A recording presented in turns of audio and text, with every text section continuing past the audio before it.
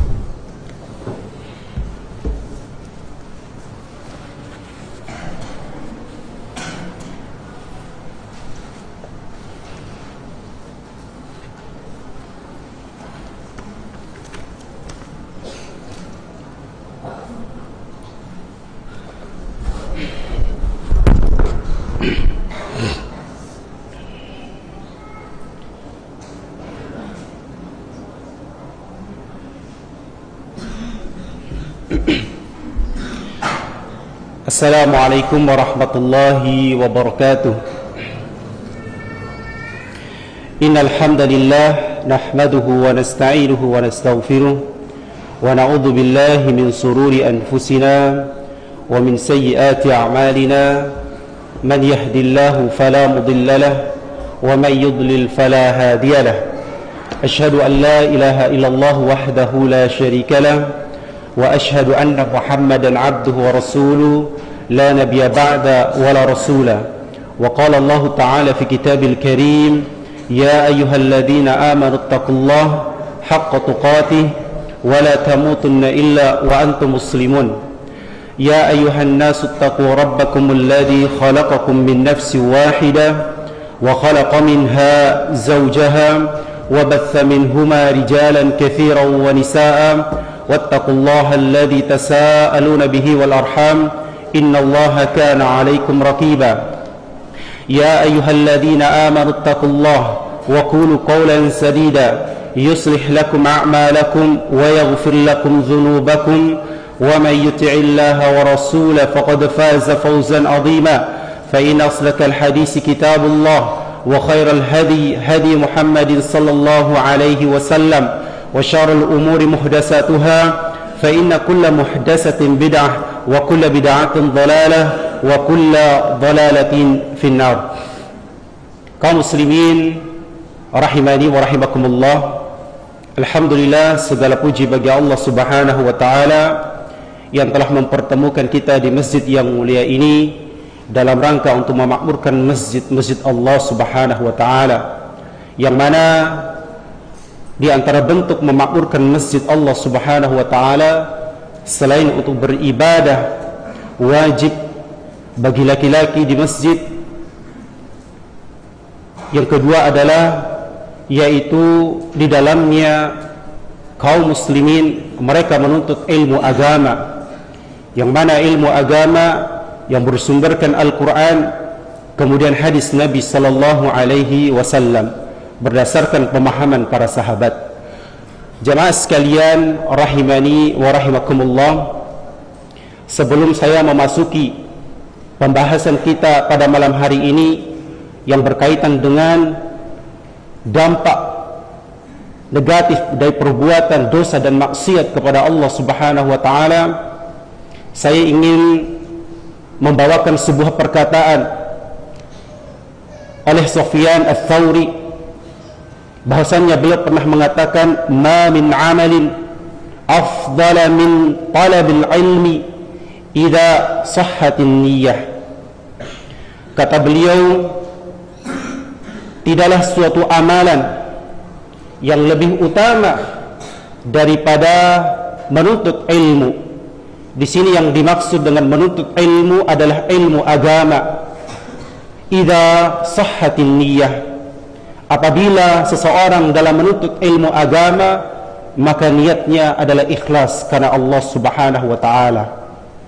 Bahkan di dalam sebuah hadis yang diriwayatkan oleh Ibnu Hibban, dan hadis ini dikatakan sahih oleh Syekh Al-Albani rahimahullah, bahwasannya Nabi sallallahu alaihi wasallam mengatakan, man ta'allama 'ilman mimma yabtaghi bihi wajha Allah la yata'allamuhu illa liyusiba bihi 'ardan min ad-dunya lam yajid 'urfal jannati yaumal qiyamah.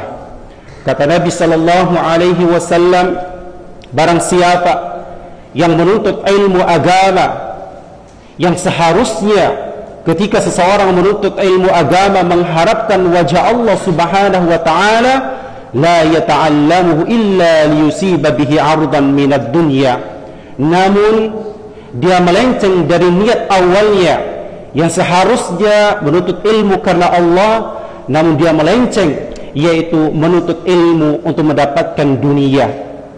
Di sini kaum muslimin rahimani wa rahimakumullah, orang yang seperti ini kata Nabi sallallahu alaihi wasallam, la yajid urfal jannati yaumal qiyamah. Orang yang seperti ini yang ada di dalam hatinya menuntut ilmu bukan karena Allah Subhanahu wa taala, maka orang yang seperti ini tidak akan mendapatkan aromanya surga pada hari kiamat. Nas'alullah wal afiyah. Kaum muslimin rahimani wa rahimakumullah.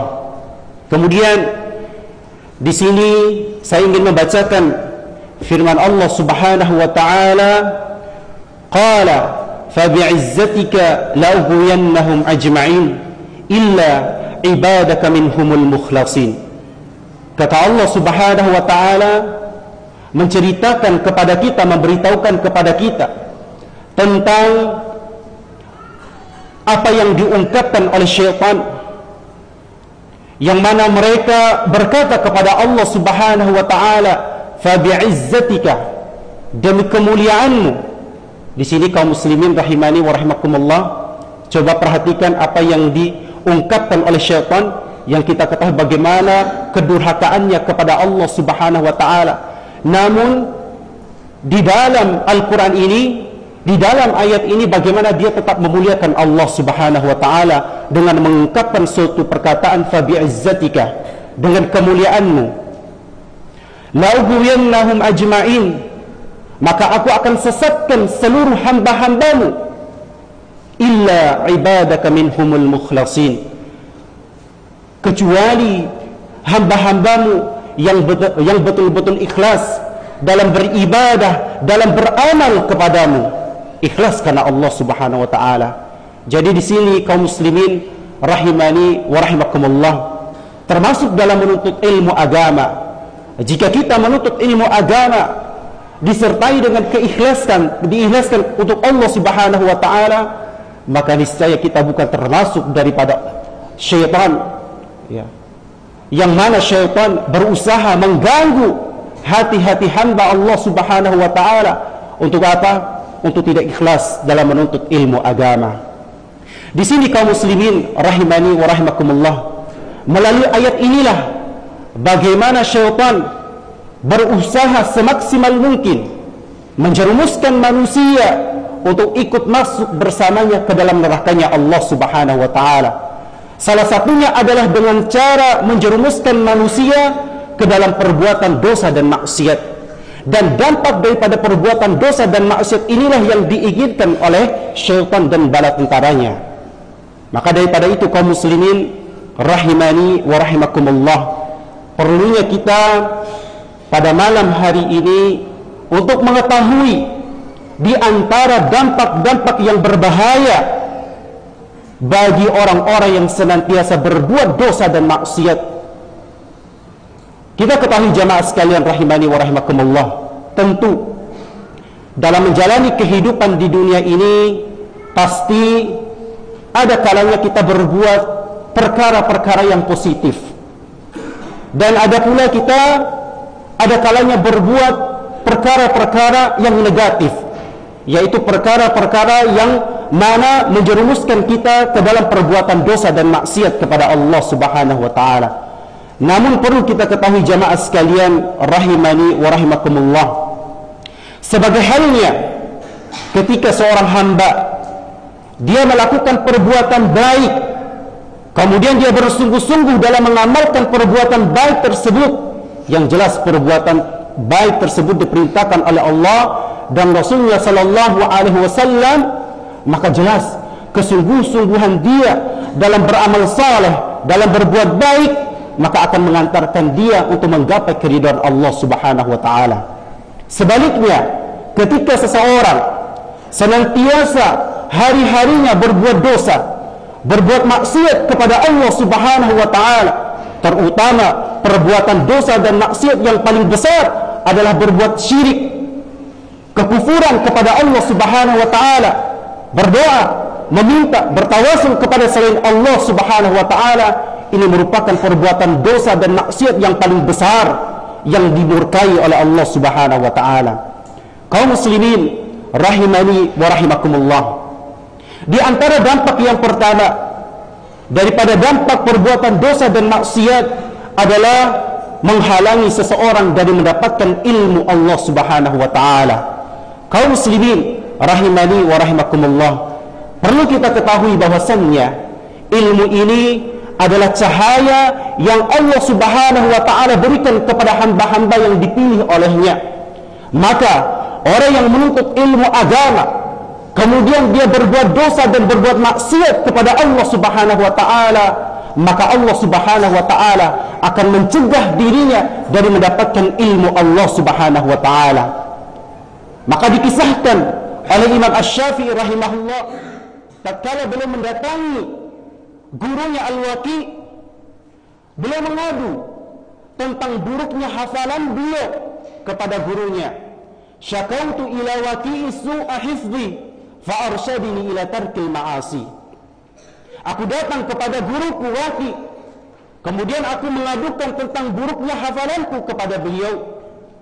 Maka sebagai guru beliau pun menasihatinya, ya, dan mengajarkan, memberitahukan kepada Imam Asy-Syafi'i rahimahullah agar dia meninggalkan perbuatan dosa dan maksiat. Padahal jamaah sekalian rahimani wa rahimakumullah, dikisahkan bahwasannya Imam Asy-Syafi'i pada saat itu beliau tidak sengaja melihat betis wanita yang pada saat itu dia sedang menaiki kendaraan, ya, hanya melihat betis wanita itu pun tidak dengan sengaja, ya, tidak dengan sengaja, dan itu membuat hafalan beliau menjadi buruk. Lalu bagaimana dengan kondisi kita saat ini? Bagaimana wanita-wanita mukminah, wanita-wanita muslimah, mereka berjalan di tengah-tengah kaum muslimin dalam keadaan telanjang, berpakaian namun telanjang. Naudzubillah min dzalik. Maka mereka inilah, wanita-wanita seperti inilah, mereka tidak akan mendapatkan aroma surga. Disebabkan karena apa? Pakaian mereka sebagaimana pakaian orang-orang yang tidak memakai pakaian alias telanjang. Jamaah sekalian rahimani wa rahimakumullah, kemudian berkata guru beliau, waqala I'lam bi anna al-ilma nur wa nurullah la yu'tahu bi'asi. Ketahuilah bahwa sesungguhnya ilmu itu adalah cahaya dari Allah Subhanahu wa taala, dan tidak akan diberikan cahaya tersebut kepada orang-orang yang berbuat dosa dan maksiat kepada Allah Subhanahu wa taala. Maka di sini jamaah sekalian rahimani wa rahimakumullah, kalau kita ingin memahami ilmu agama yang bersumberkan dari Al-Quran, hadis Nabi sallallahu alaihi wasallam sesuai dengan pemahaman para sahabat, dan kita ingin betul-betul memahaminya, maka jauhilah perbuatan dosa dan maksiat. Dan begitu pula jika kita ingin menghafal Al-Quran, maka tidak akan mungkin Al-Quran itu bisa dihafal kalau kita senantiasa berbuat dosa dan maksiat kepada Allah Subhanahu wa taala. Karena sekali lagi, ilmu Allah itu adalah cahaya, dan cahaya itu tidak akan diberikan kepada orang yang senantiasa berbuat dosa dan maksiat. Maka kita jangan mengeluh tatkala kita belajar ilmu agama namun sampai sekarang tidak faham. Kita harus introspeksi diri, melihat diri kita, apakah sejauh ini saya masih berbuat dosa dan maksiat kepada Allah Subhanahu wa taala atau tidak? Atau kita pada saat ini lagi proses menghafal Al-Quran, kok saya menghafal Al-Quran sampai sekarang belum satu ayat pun saya bisa menghafalnya, bahkan satu juz pun saya belum mampu menghafalnya. Cek diri Anda, cek diri kita, sejauh mana ketakwaan kita kepada Allah Subhanahu wa taala. Maka kembali, agar kita mendapatkan cahaya dari Allah Subhanahu wa taala adalah dengan kita menjauhi perbuatan dosa dan maksiat. Kaum muslimin rahimani wa rahimakumullah, sebaiknya orang yang senantiasa hari-harinya diisi untuk ketaatan kepada Allah Subhanahu wa taala, maka tidak ada halangan bagi Allah Subhanahu wa taala untuk menganugerahkan kepadanya ilmu yang bermanfaat, baik itu ilmu yang bermanfaat untuk dirinya maupun keluarganya maupun orang yang ada di sekitarnya.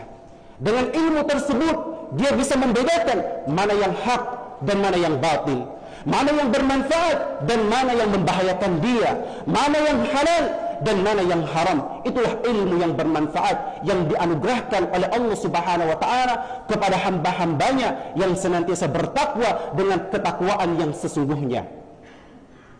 Kaum muslimin rahimani wa rahimakumullah, ini dampak yang pertama, yaitu seseorang akan dijauhkan dari mendapatkan ilmu, tentunya ilmu yang bermanfaat di sini. Kemudian yang kedua, di antara dampak negatif dari perbuatan dosa dan maksiat adalah seseorang yang senantiasa berbuat dosa dan maksiat, maka dia akan terhalang dari mendapatkan rizki Allah Subhanahu wa taala, terutama rizki yang berkah, rizki yang halal. Di sini kaum muslimin rahimani wa rahimakumullah, bahwasannya perbuatan dosa dan maksiat akan menghalangi seseorang dari mendapatkan rizki Allah Subhanahu wa taala. Sekali lagi, terutama rizki yang diberkahi, rizki yang diridhai oleh Allah Subhanahu wa taala, bukan rizki yang dimurkai, bukan rizki yang haram yang diharamkan oleh Allah Subhanahu wa taala. Sebaliknya kaum muslimin rahimani wa rahimakumullah, takwa merupakan sebab Allah Subhanahu wa taala menganugerahkan rizki yang halal kepada hambanya. Makanya di dalam sebuah hadis Nabi sallallahu alaihi wasallam mengatakan, innal 'abda la yuhramu rizqa bidzambi yusibuh. Sesungguhnya seorang hamba dia akan terhalang dari datangnya rizki bidzambi yusibuh, disebabkan dikarenakan dosa yang diperbuat olehnya.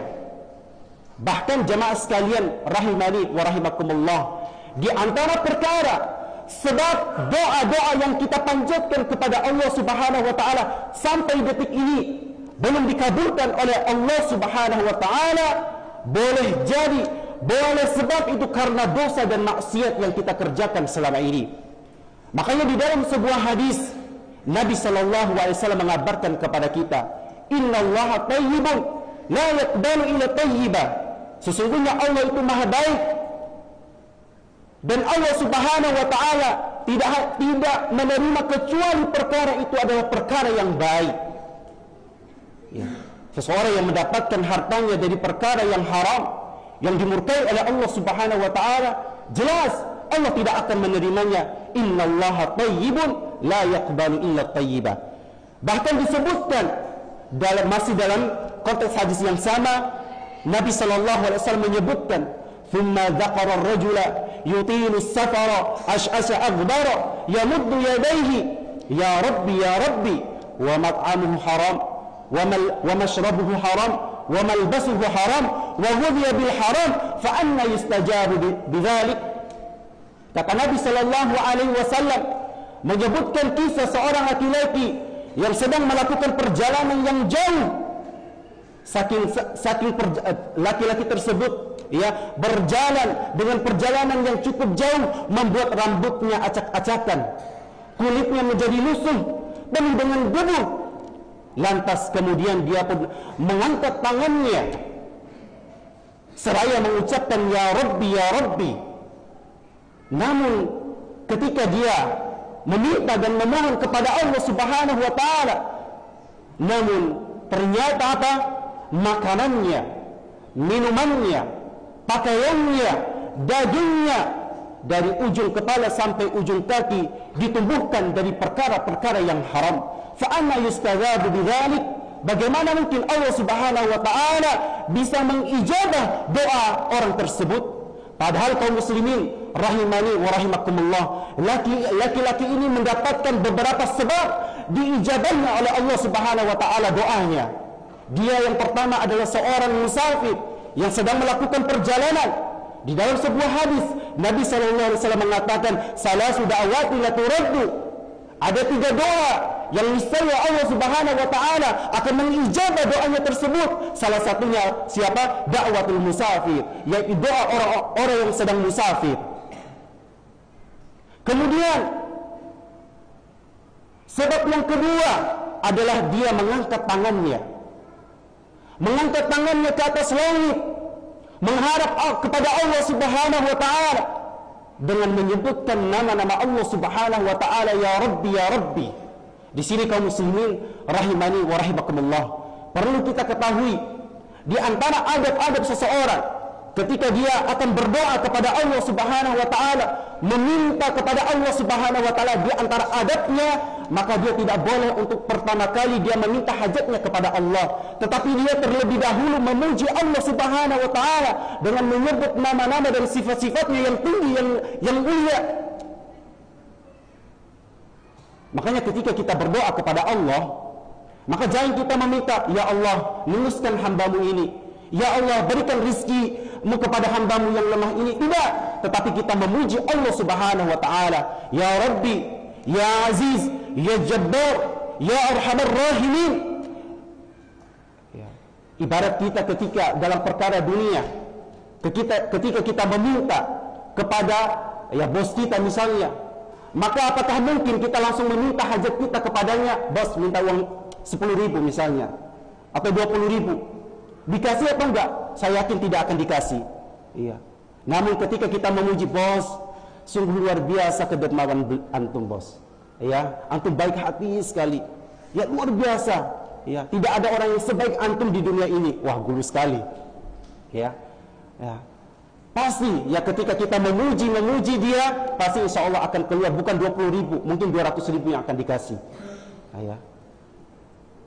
Itu baru kita adab terhadap sesama manusia. Makanya di antara bentuk ketidakadaban seseorang ketika dia berdoa kepada Allah Subhanahu wa taala, dia langsung meminta hajatnya, tidak memuji Allah Subhanahu wa taala, tidak mengakui dulu dosa-dosanya.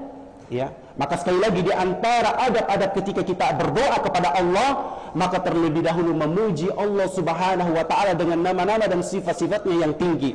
Kemudian kita mengakui dosa-dosa kita yang telah kita perbuat, baru kita meminta hajat kita. Lihat laki-laki ini, kaum muslimin rahimani wa rahimakumullah, dia telah menyebut nama Allah Subhanahu wa taala, namun semua itu tidak bermanfaat bagi dirinya. Kenapa? Sekali lagi, karena seluruh anggota badannya ditumbuhkan dari perkara-perkara yang haram. Jelas ini adalah perbuatan dosa dan maksiat kepada Allah Subhanahu wa taala.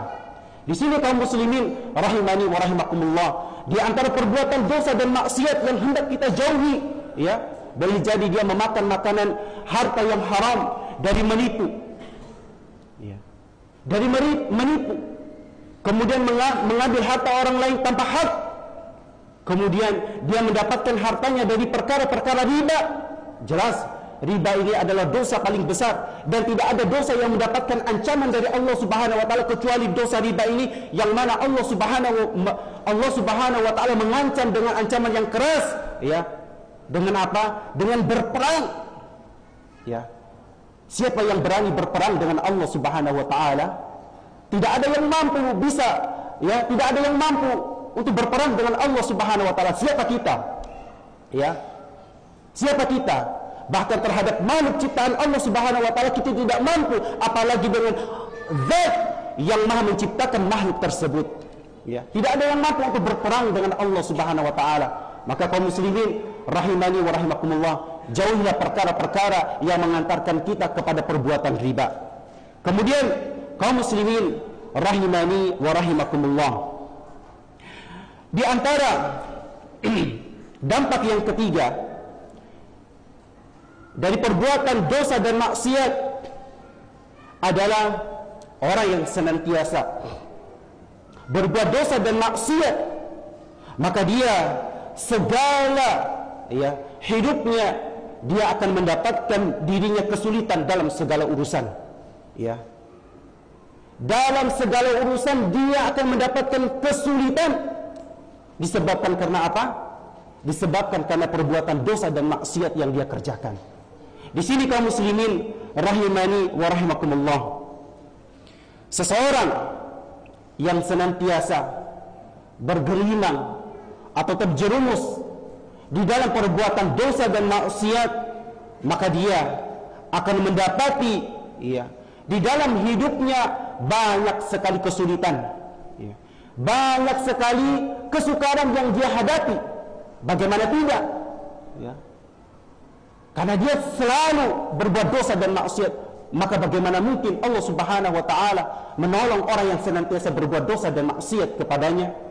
Di sini kaum muslimin rahimani wa rahimakumullah, makanya orang yang senantiasa bertakwa kepada Allah Subhanahu wa taala, hari-harinya diisi untuk bertakwa kepada Allah, menjalankan segala perintah-perintah Allah dan menjauhi segala larangan-larangan Allah Subhanahu wa taala, maka orang-orang yang seperti ini Allah katakan, Allah janjikan di dalam Al-Qur'annya, wa may yattaqillaha yaj'al lahu min amrihi yusra.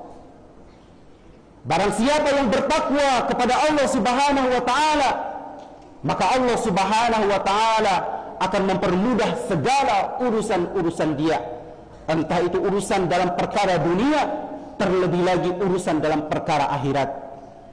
Allah akan mudahkan. Tidak hanya itu, bahkan Allah Subhanahu wa taala mengatakan, wa may yattaqillaha yaj'al lahu makhraja. Kata Allah, barang siapa yang bertakwa kepadanya, kepada Allah Subhanahu wa taala, maka Allah Subhanahu wa taala akan memberikan ia jalan keluar. Tidak hanya itu lagi, Allah Subhanahu wa taala mengatakan, wa yarzuquhu min haitsu la yahtasib. Siapa saja yang bertakwa kepadanya, maka Allah Subhanahu wa taala akan memberikan ia rizki dari arah yang tidak disangka-sangka olehnya. Inilah keutamaan yang Allah berikan kepada siapa? Kepada hamba-hambanya yang menjauhkan dirinya dari perbuatan dosa dan maksiat kepadanya. Lihat, segala urusan yang kita hadapi, ya, baik di dunia maupun di akhirat ini, semuanya akan dihilangkan jika kita betul-betul bertakwa kepada Allah Subhanahu wa taala. Termasuk, ya, dalam perkara-perkara rizki. Allah Maha Kaya. Allah Maha Kaya. Maka jangan khawatir, ya, kalau Allah Subhanahu wa taala tidak memberikan rizkinya kepada kita. Jangan khawatir, ya, asalkan kita menjadi hamba yang senantiasa bertakwa kepada Allah Subhanahu wa taala. Ya. Kemudian poin yang keempat, di antara dampak negatif dari perbuatan dosa dan maksiat, bahwa sesungguhnya perbuatan dosa dan maksiat itu bisa menjadikan hati menjadi gelap gulita. Ya. Jadi orang-orang yang senantiasa berbuat dosa dan maksiat, pada hakikatnya mereka menjadikan hati mereka menjadi gelap gulita, ya.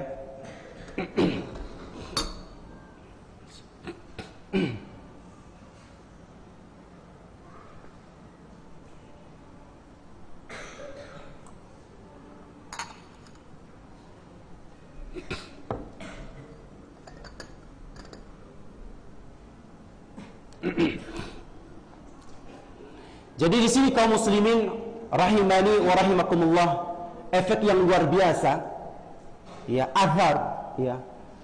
Athar itu sebuah efek, ya, yang luar biasa, yang sangat besar, yang apabila seseorang senantiasa hari-harinya diisi dengan perbuatan dosa dan maksiat, adalah adanya sebuah titik atau noda-noda hitam yang ada pada hatinya.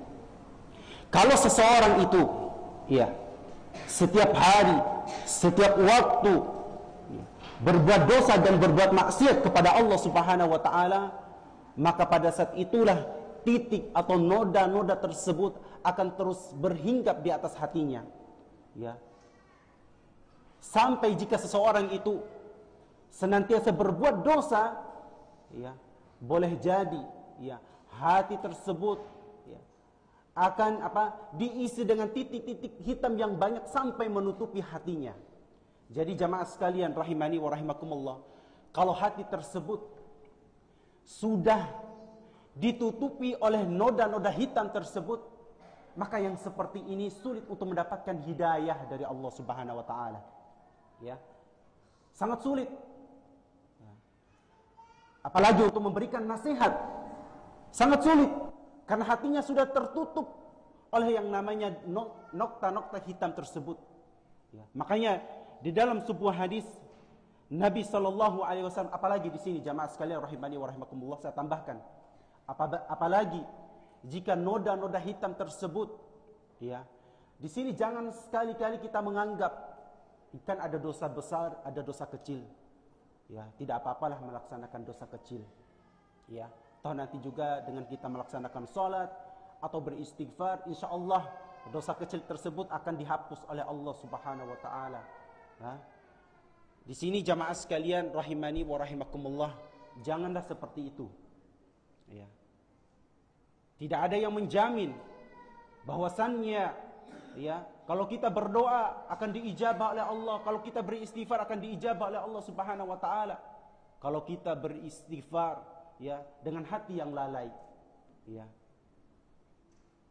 Apalagi kita beristighfar, memohon ampun kepada Allah Subhanahu wa taala, hanya lisan saja yang terucap, namun hatinya masih melalang buana. Inilah termasuk daripada orang-orang yang ketika berdoa atau beristighfar, memohon kepada Allah Subhanahu wa taala, tidak diijabah oleh Allah Subhanahu wa taala, karena hanya lisan saja yang bergerak, namun hatinya dia tidak kepada Allah Subhanahu wa taala, tidak khusyuk dia meminta kepada Allah Subhanahu wa taala. Ya. Apalagi jika seseorang berbuat dosa yang paling besar, berupa kesyirikan, berupa kekufuran, dan berupa amal-amalan yang tidak dicontohkan oleh Nabi sallallahu alaihi wasallam. Ini jelas dosa yang sangat besar, yang kalau seseorang tidak bertaubat kepada Allah Subhanahu wa taala dengan taubatan yang sebenar-benarnya, maka tidak akan mungkin Allah Subhanahu wa taala akan mengampuni dosanya. Di sini kaum muslimin rahimani wa rahimakumullah, Nabi sallallahu alaihi wasallam beliau pernah bersabda di dalam sebuah hadisnya, yang mana kata Nabi sallallahu alaihi wasallam, innal mu'mina idza aznaba kanat nuqtatun sauda fi qalbihi fa in taba wa naza'a wastaghfara. Kata beliau bahwasannya sesungguhnya seorang mukmin apabila dia berbuat dosa, berbuat maksiat kepada Allah Subhanahu wa taala, kanat nuqtatun sauda, maka akan diberi kepadanya berupa titik hitam di dalam hatinya. Fa in taba wa naza'a wastaghfara, namun apabila dia bertaubat, kemudian dia meninggalkan perbuatan dosa dan maksiat tersebut, diiringi dengan dia banyak-banyak beristighfar kepada Allah Subhanahu wa taala, betul-betul dia ikhlas meminta ampun kepada Allah Subhanahu wa taala, tidak hanya lisan saja tetapi betul-betul dari hatinya dia meminta ampun kepada Allah Subhanahu wa taala, maka kata Nabi sallallahu alaihi wasallam, sukila qalbuh, maka hatinya pun menjadi bersih. Ya. Ini dengan syarat dia betul-betul bertaubat dengan taubatan nasuha, kemudian dia betul-betul tidak akan mengulangi perbuatan dosa tersebut, dan senantiasa hari-harinya diisi dengan beristighfar kepada Allah Subhanahu wa taala. Di sini jamaah sekalian rahimani wa rahimakumullah, perlu kita ketahui, ya, hendaknya hari-hari kita diisi dengan untuk berzikir kepada Allah. Ya. Berzikir di pagi hari, berzikir di petang hari. Ini adalah amalan-amalan yang diperintahkan Rasulullah sallallahu alaihi wasallam kepada kita. Maka jangan kita buang-buang waktu kita di pagi hari maupun di petang hari dengan perkataan-perkataan yang tidak bermanfaat.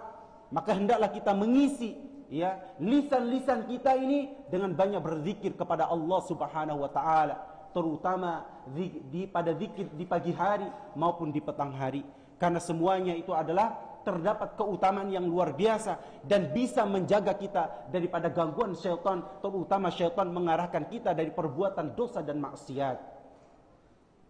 Kaum muslimin rahimani wa rahimakumullah. Kemudian kata Nabi sallallahu alaihi wasallam, fa in zadat. Namun jika seseorang itu terus, ya, senantiasa berbuat dosa, berbuat maksiat kepada Allah Subhanahu wa taala dengan berbagai macam dosa dan maksiat, zadat, maka noda hitam itu akan terus bertambah, ya, sampai sekali lagi sampai menutupi hatinya. Kemudian hatta ya'lu qalbahu dzakar ranul ladzi dzakarallah. Kemudian sampai, ya, sampai hatinya tertutup.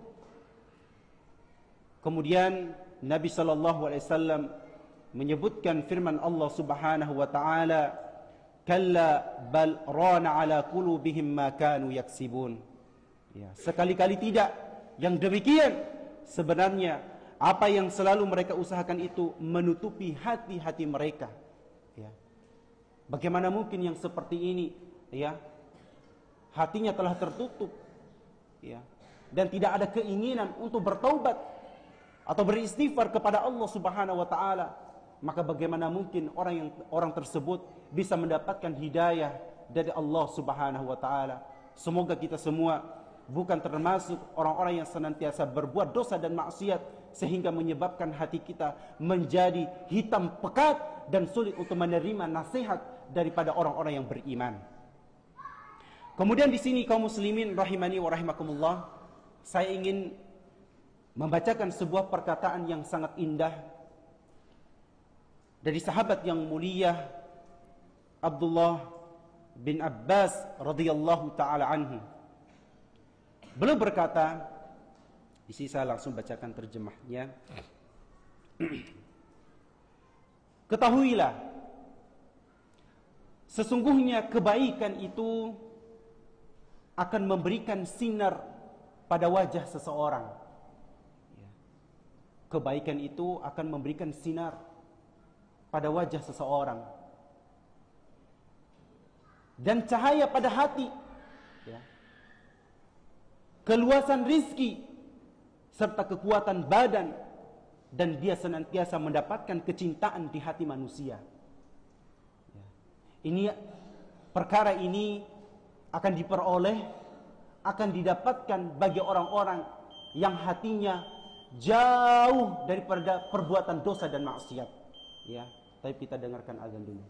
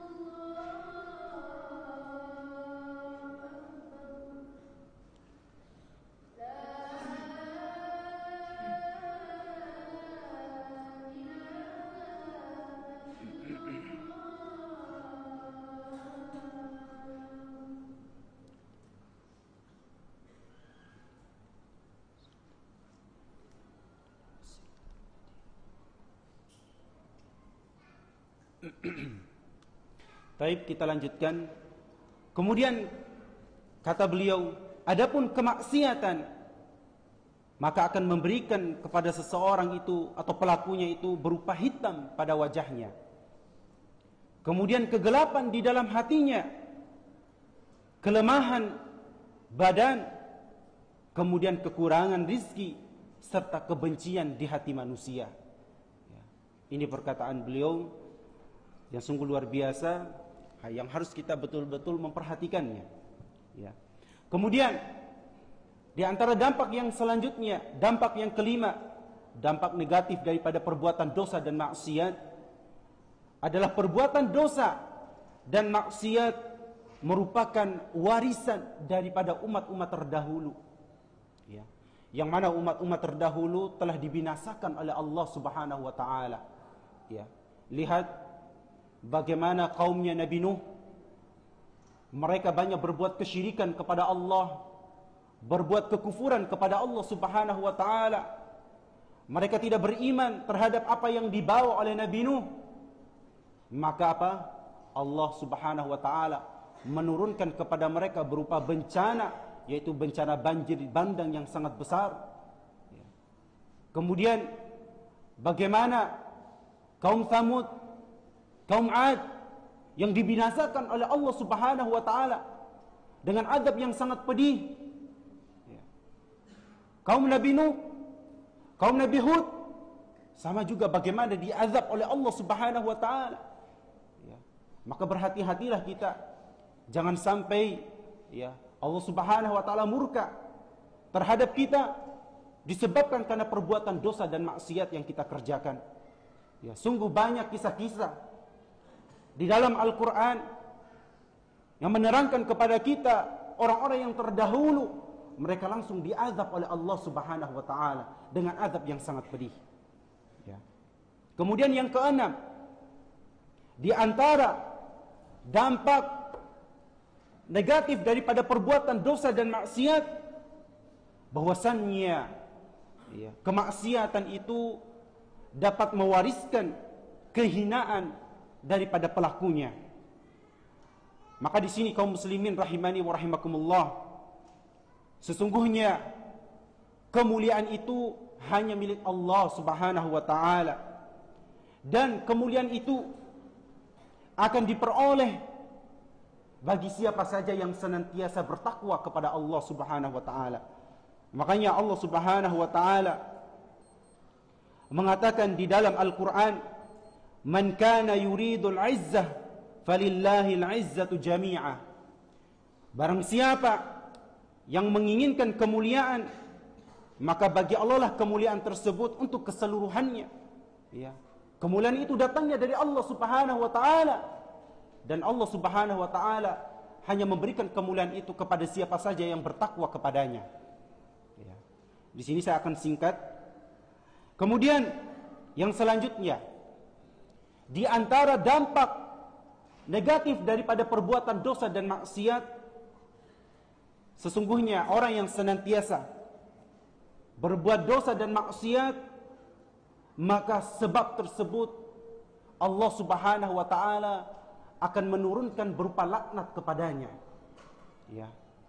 Berupa laknat terhadap pelaku-pelaku dosa dan maksiat. Makanya banyak di dalam hadis Nabi sallallahu alaihi wasallam melaknat para pelaku-pelaku dosa dan maksiat. Maka di dalam sebuah hadis bagaimana Nabi sallallahu alaihi wasallam melaknat beberapa pelaku maksiat, di antaranya bagaimana beliau melaknat wanita, yaitu wanita yang menyambung rambutnya. Kemudian orang yang dimintai untuk disambung rambutnya. Kemudian wanita yang memakai tato, ataupun yang ditato. Wanita yang mencukur alisnya. Ini semua adalah orang-orang pelaku-pelaku kemaksiatan yang mereka mendapatkan laknat pada Allah Subhanahu wa taala dan Rasulnya. Di sini kaum muslimin rahimani wa rahimakumullah, maksud daripada laknat di sini Allah Subhanahu wa taala akan menjauhkan dia daripada rahmatnya. Bayangkan kaum muslimin rahimani wa rahimakumullah, rahmat Allah ini sangatlah luas, banyak, ya. Namun rahmat ini tidak dipersembahkan, tidak diberikan kepada pelaku-pelaku kemaksiatan yang mendapatkan laknat dari Allah dan Rasulnya sallallahu alaihi wasallam. Kemudian yang terakhir, ya, di antara dampak negatif daripada perbuatan dosa dan maksiat adalah dosa dan maksiat adalah penyebab daripada kerusakan di atas permukaan bumi ini. Ya. Jadi dosa, ya, bencana, baik itu bencana banjir bandang, gempa bumi, tsunami, dan berbagai macam bencana-bencana yang lain, boleh jadi semuanya itu disebabkan karena perbuatan dosa dan maksiat yang dikerjakan oleh kita.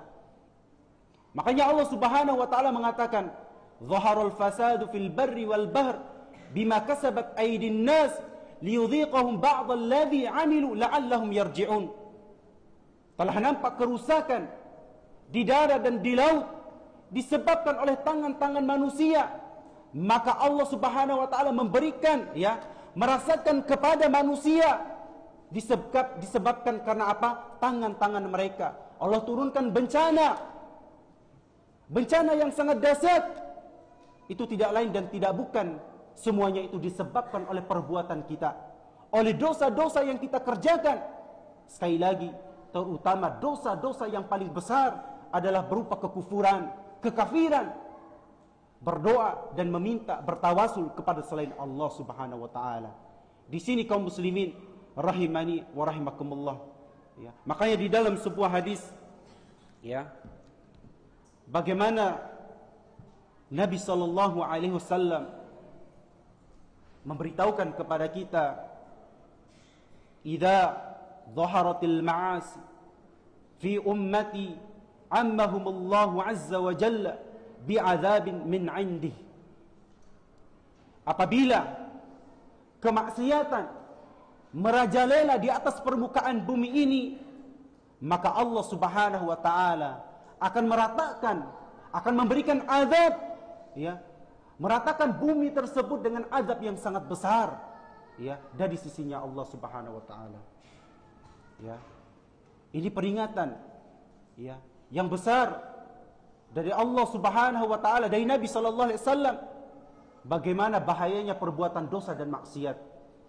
Bahkan Abdullah bin Mas'ud, beliau berkata, "Idza dhahara az-zina war riba fi qaryatin adinallahu azza wa jalla bihalakiha."